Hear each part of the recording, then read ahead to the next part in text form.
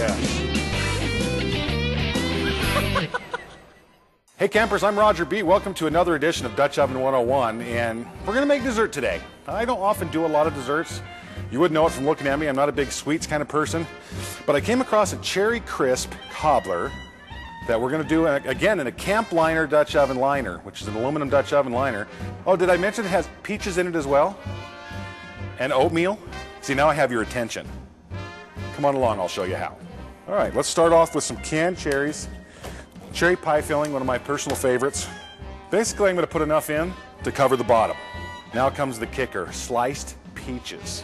Same thing, pour the peaches in, and then we're going to make almost what I call a streusel type of a topping, or crisp topping, if you will. All right, I've got 2 cups of sugar in the bottom of this camp liner. I'm going to put in 2 cups of flour. I've got some oatmeal, and then we're going to take a cup of butter. We're going to cube the butter, and then we're going to crumble up that topping. And you got to kind of crumble it with your hands. It takes a few minutes. And crumble the butter into the rest of the topping. And I'll show you what it's supposed to look like when it's done, until you get roughly pea-sized chunks in the topping.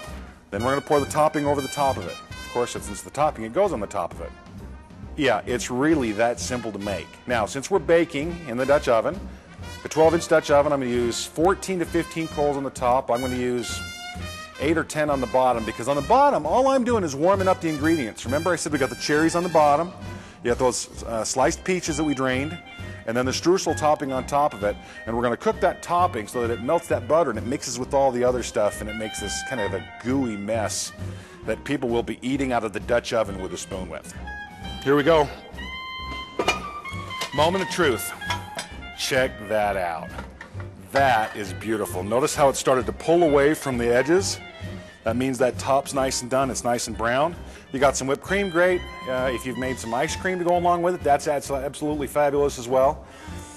This is not rocket science, folks. It's Dutch Oven 101. I'm Roger B.